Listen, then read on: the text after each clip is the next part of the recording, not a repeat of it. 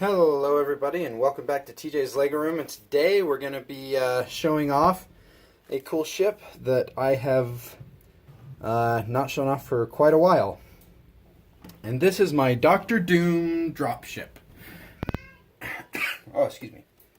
This ship was designed for a Comic-Con display at what used to be called Salt Lake Comic-Con. But they got sued by the big baddies over in California. I'm just kidding. They're not bad. They got sued by the San Diego Comic-Con for the name Comic-Con and actually won. So that's fun. So now it's called Salt Lake City Fan Expo, which they actually had a semi-annual Comic-Con they called FanX anyway. So now they're both called that. So that should be fun. Anyway, I'm going to show off this pretty cool ship. I think it's cool anyway. This is, like I said, this is a ship I specifically designed as a drop ship for a Comic-Con display. And so I'll kind of run through some of the features. It's a little bit light on features just because this is a very scrambled, put together ship.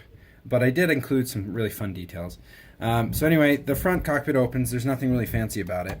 And I do have the Doctor Doom figure that came in the Spider-Man set. So, woohoo! And what I'll do is I'm actually going to take off his helmet, his little hood there. And so you can see his face. And then I'm going to hold up the center of the ship right there. See a resemblance? Huh? See? So if you see there, right there, and then boop! It's his face on top of the ship. See? There's his eyes. There's his mouth with the mouth open. And he's even got the little stud on top for the Lego guy head. Anyway, it took me quite a while to figure out how to get the pieces in that exact space. Oh, see, it was kind of hastily put together at the time. Anyway, I'm getting ready to retire the set, which is why I want to show you guys what it was. Because I think every set, every mock deserves its day in the sunshine. This one actually spent 2 years in the sunshine, two different Comic-Cons for Salt Lake, and then as well at a bunch of other displays, including there's a place near here called Thanksgiving Point, and this was also part of the display there. So one thing I wanted is it needed to be a dropship, so it had to be capable of vertical takeoff, and obviously these large engines, which if I just flip upside down here, you can see I've got a lot of these transparent light blue round bricks to signify thrust. But then on the back as well, these multi-engine sections actually can adjust down. And so they actually adjust more than 90 degrees so that I could angle the ship with the things like this and it would still look vertical. The thrust was going vertical even though the ship was pointed downwards, this way. So that was a lot of fun. So what I'll do is I'll just go ahead and remove this one real quick, this one side, and show you some of the details. I do have this cool cannon that I'm actually going to show you guys how to build, this rotating cannon. It does freely rotate, but it was posable enough for where it was that it was fun. But it rotates around, and then it actually goes up and down as well. Kind of a tracking cannon, and I included the little transparent red piece on there. It's kind of like a droid eye. But if you look in here, you can see I've got 3 Chitauri warriors. The Comic-Cons that this took place during were right after Marvel's first Avengers movie. And these are actually, if I lift up their little seatbelts here, which they all do, they all lift up. These are actually the Chitauri General figures from the Captain America motorcycle set that came with 2 figures. You had the General and then the Trooper. So these are the generals, but what I discovered is when I went to go buy the troopers, they were about twice as much as the generals.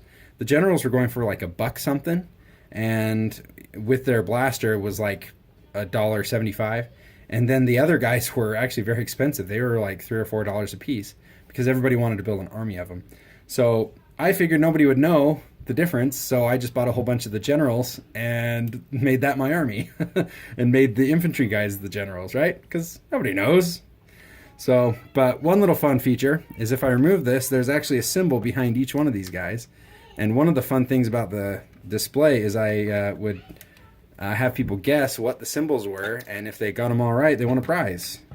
I don't think anybody other than the people in the Lego club that I was with actually got the prize.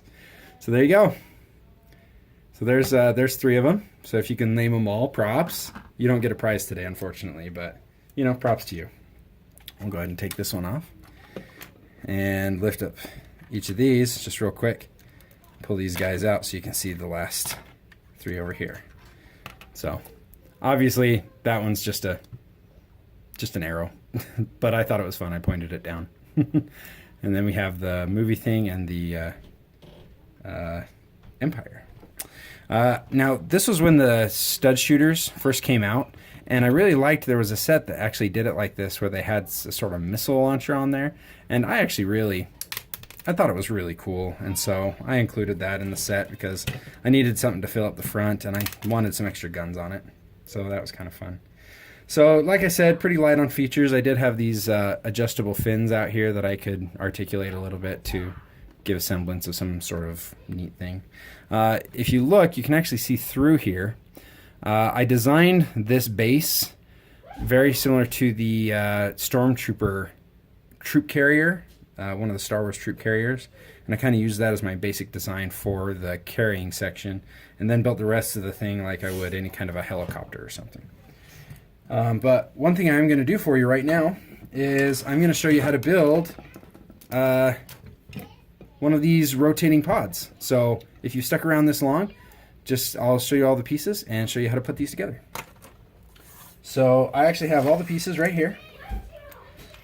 So we're going to start with the boat plate, one of these underside boat plate things. We're going to take a, what do they call these? Inverted slope pieces, 2x2 inverted slope. Then we're going to take 2 1x1 bricks with the Technic pin hole, put those in on top there. Then we're going to take a turntable and stick that and combine the slope with the 1x1 bricks. Put a little grill piece on top, and that's going to provide the sliding motion that we need when it's attached underneath something. Then we do a couple of Technic pins on either side. Then we're going to take these Technic adapter, Technic connectors. I'm sorry, I don't know a lot of the Technic terms. I'm sure you've realized that by now. And now here comes the little bit tricky part. We're going to set that aside, and we're going to build the main cannon. So it takes this little piece here. This is a very funky little piece. It's not found in a whole lot of sets. In all of my years of collecting Lego, this is all I have. I guess that's quite a few, but they don't come in very many sets when I have entire bins full of 1x1 studs. But this is all I have for, 20 years of collecting. That says something. So we're going to take that. We're going to put our red eye on one. We're going to put this 1x1 tile on the other. Then we're going to take these. They're not the spring-loaded shooters. They're just the flick-fire missiles. Now, in comparison, those came out only about a couple years ago, and that's how many of those I have. So there's a lot. So we're going to take this, and we're actually going to stick it through the hole here. Now, if you are a particular person like myself who likes to have your slits in your Technic bins that represent blasters to be on the side, you want to really make sure that's in place before you slide it in. And then we're going to do the same thing on the other side. I'm going to slide that guy in right there. Now, I think I was inspired to build this design from somebody online. It was years ago, so I don't remember. And we're going to take these Technic little spacers, axle spacers, boop, and stick that on. So we've got those two little nubs that are left poking out. And we're just going to slide those nubs into those Technic connectors. And ta-da! You have a rotating blaster turret that can fit underneath something, which is so much fun. You can add it to so many different ships, and multiple times I've found myself just pulling out and building another one of these things and sticking them under a ship to see if I like it. I almost put these on my YT-985 freighter. Almost put these as the turrets that are controlled by the gunner on top. But I didn't. So anyway, thank you so much for sticking around. Now you know how to build some of those things. These things are fun. These are actually from a Star Wars droid, tank droid. So thank you so much for checking it out again. You guys are awesome. Thanks to all my subscribers, all 34 of you. You guys are awesome. Thank you so much, and we'll catch you next time at TJ's Lego Room. I have a patriotic build to show you next week, and it's also somewhat Marvel themed. I'll let you guess what that might be, and the hint is it's not Iron Man. So we'll catch you next time in TJ's Lego Room. Bye.